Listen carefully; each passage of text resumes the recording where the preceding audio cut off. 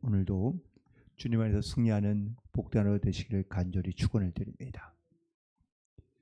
여러분 혹시 세상 사는 어떤 재미로 세상을 살고 계십니까? 많은 사람들이 세상을 살아가는 여러 가지 많은 재미로 돈을 모은다든지 아니면 자기 몸매를 만든다든지 다이어트를 한다든지 각각 자기가 원하는 삶의 재미를 추구하며 살아갑니다. 그런데 그게 그렇게 또 재미를 느끼다가도 사람은 참 간사해서 시간이 지나고 나면 또 재미를 잃어버립니다. 그럼 또 다른 것을 재미있는 일을 찾게 되는 것이죠. 그런데 가끔 이렇게 살아가면서 우리 세상에 발전하는 모습들을 보면 그러면은 왠지 모르게 좀 이렇게 좀 조급해지고 초조해지는 그런 마음을 느낄 때가 많이 있습니다. 다른 사람은 잘 되고 발전하고 그리고 성장하는 것 같은데 나는 그에 비하면 너무 더디고 잘 안 되고 그래서 더 자기의 부족함을 느낄 때마다 이 초조함을 느끼고 불안감을 느낄 때가 많이 있죠. 그래서 더욱더 세상에서 그런 어떠한 즐거움보다는 무언가를 쫓기듯이 살아가려 하는 경우들이 많이 있는 것을 보게 됩니다. 물론 예수님을 믿고 또 주님이 주시는 어떤 이런 평안과 내가 기쁨을 누리며 살아가는 것도 있지만 여전히 내 안에 살아있는 이 나의 이 본성은 어떨 때는 하나님의 은혜와 혹은 성령의 충만함으로 우리가 감사함으로 나아가기도 하지만 또 여러 가지 세상에 여러 가지 많은 이런 초조함을 내가 느낄 때에는 그러면 어느 순간 하나님의 말씀도 잊어버리고 또한 성령의 역사하심도 우리가 잊어버리며 왜 나만 이럴까라는 이러한 마음과 생각으로 살아가는 경우가 많이 있는 것을 보게 됩니다. 그러나 여러분 꼭 기억하십시오. 이것도 다 하나의 과정 중에 하나라는 것이죠.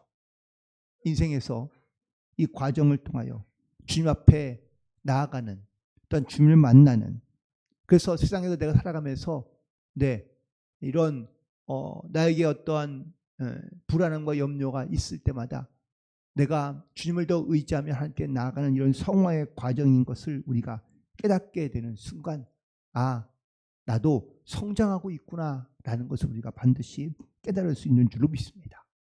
이 영적인 성화의 과정이 있는 것이 이것이 바로 신앙과 믿음의 과정이고 또한 하나님께서 우리를 만드신 이유이며 또한 그런 영적인 과정을 통하여 우리가 영적인 싸움에서 성장해가는 것을 우리가 깨달아 아는 것이 바로 하나님께서 우리 이 땅 가운데 살아가는 우리들에게 영적인 분별력을 주실 수 있는 또한 깨닫게 하시는 하나님의 은혜인 것을 다시 한번 깨달아 아는 복된 성도들 되기를 간절히 소망합니다. 물론 그 과정 가운데는 영적인 전쟁터와 같을 수 있습니다. 우리가 끊임없이 우리 영적으로 성장한다는 것, 성숙해진다는 것, 그 과정 가운데 놓여 있다는 것은 끊임없는 사단과의 영적 싸움이 우리 가운데 있다는 것을 말씀하고 있기 때문입니다. 특별히 이스라엘 백성들이 오늘 본문에서 바벨론의 포로로 끌려가고 또한 70년 동안이나 그 과정을 겪게 될 것이라고 말씀하시는 하나님의 말씀과 예레미야의 말씀에 이스라엘 백성들은 고통스러워합니다. 오늘 본문에 있는 말씀 가운데 자기들을 무너뜨릴 바벨론의 멸망에 대하여 말씀하고 있습니다.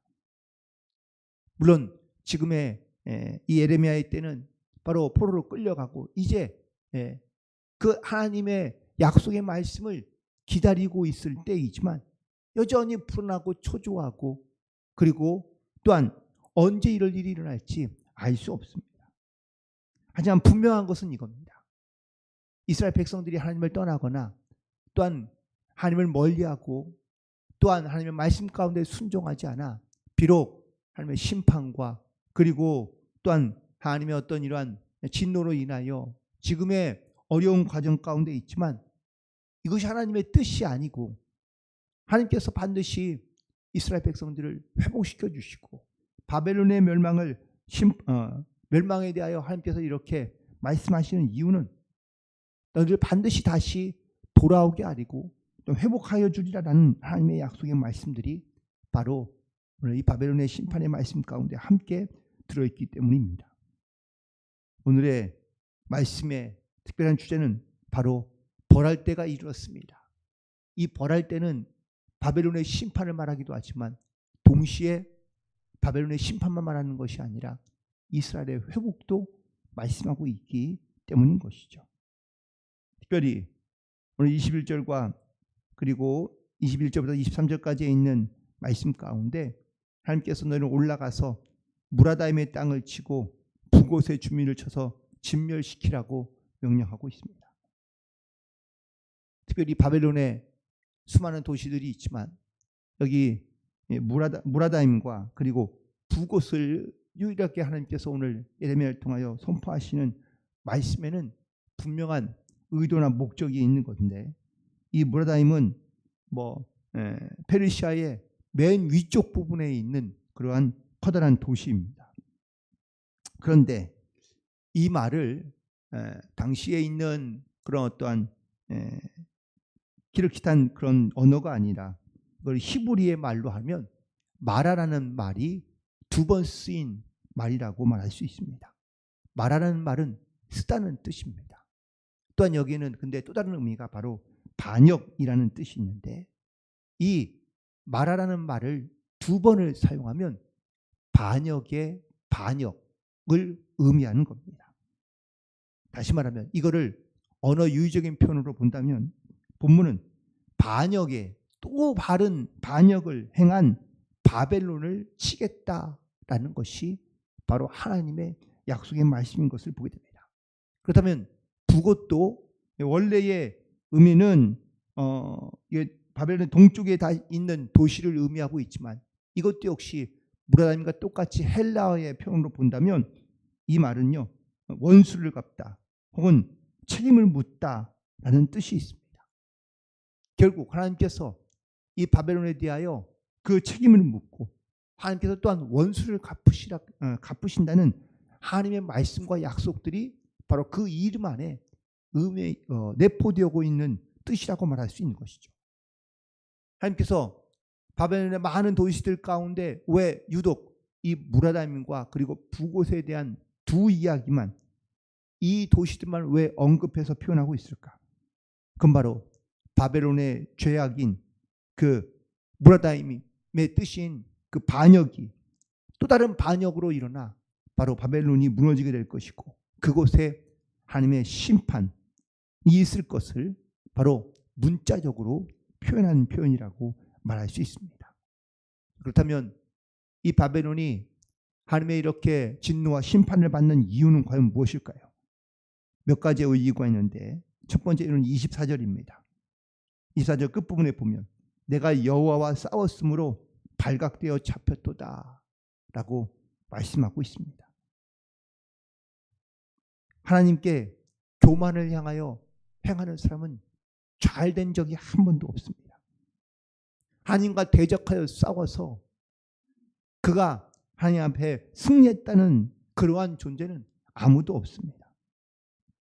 하나님과 대적하면 반드시 멸망에 이르고 심판에 이른다는 것을 말씀하고 있는 겁니다. 그래서 우리가 죄를 두려워하는 이유가 여기 있는 겁니다. 우리가 죄를 두려워하며 죄를 짓지 아니하고 우리가 죄 가운데 있지 아니하고 주님 앞에 회개함으로 하나님 앞에 또한 우리의 마음과 중심을 내어놓으며 나아가는 이유는 바로 하나님의 심판을 두려워하는 것도 있지만 하나님께서 우리를 사랑하신다는 하나님의 그 사랑을 우리가 믿기 때문이라는 것이죠. 그런데 이 사랑을 원치 아니하고 이 사랑을 받아들이지 아니하고 여호와와 대적하여 싸우는 사람들이 있습니다. 하나님은 분명 우리가 죄 가운데 사로잡혀 하나님과 싸우거나 대적하기를 원치 않으십니다. 그러나 사람들이 교만하여지고 또한 스스로 자고하여지면 하나님과 대적하고 또한 죄를 지어 하나님부터 멀어지는 것을 느끼게 됩니다. 우리는 바벨론이 이렇게 하나님과 대적하여 싸우기 시작하며 교만을 행하니 하나님께서 이 바벨론 가운데 심판하시는 것을 볼 수 있습니다. 그래서 하나님께서 하신 일이 뭡니까? 25절에 보니까 그의 병기창을 열고 분노의 무기를 꺼내요. 바벨론을 심판하시겠다고 말씀하고 있습니다. 여기서 꺼낸 병기창에서 꺼낸 분노의 무기는 뭘까요? 북쪽에 있는 페르시아의 왕입니다. 고레스 왕이 결국은 이 바벨론을 무너뜨리고 그리고 하나님의 진노의 분노의 무기에 의하여 결국 바벨론은 망하게 됩니다. 때로는 하나님께서 이렇듯 자기에게서 있는 병기창에서 무기를 꺼내신 적들이 꽤나 많이 등장하는데 이사야서 14장에서는 바로 바벨론을 멸망시킨 페르시아 왕을 진노의 병기라고 표현하고 있고요. 과거 북이스라엘을 무너뜨릴 때 이 아수르를 하나님께서 사용하실 때 아수르에 대해서는 진노의 막대기 혹은 몽둥이로 묘사된 적이 있습니다. 바벨론도 역시 한때는 하나님께 쓰임받아 진노의 무기로 하나님께서 사용하셨지만 결국 하나님과 대적하고 교만하여지다가 결국은 하나님의 진노와 심판을 받게 되는 것을 보게 됩니다. 또한 본문에 있는 말씀에 31절과 32절에 있는 말씀 가운데 보면 하나님께서 이 바벨론을 치신 이유가 있는데 바로 교만 때문입니다. 주 만군의 여호와의 말씀이라 교만한 자여 보라 내가 너를 대적하나니 너의 날 곧 내가 너를 벌할 때가 이르렀음이라 라고 말하며 32절에서는 교만한 자가 걸려 넘어지겠고 라고 말씀하고 있습니다. 교만한 자는 바로 히브리어는 당당하게 행동한다 하고 완고하게 행동한다 라는 뜻입니다. 결국 하나님 앞에서 완고하게 그리고 당당하게 교만하게 거만하게 행동했던 이 바벨론, 결국 자기들의 생각과 자기들의 힘과 자기의 무기와 자기의 군사력을 믿고 결국은 하나님을 대적했던 이 불순종한 바벨론에 대하여 하나님께서 반드시 벌을 내려 그들이 걸려 넘어지게 하겠고 또한 그 주에 있는 모든 것들을 다 삼켜버리라고 하나님께서 말씀하고 있는 것을 보게 됩니다.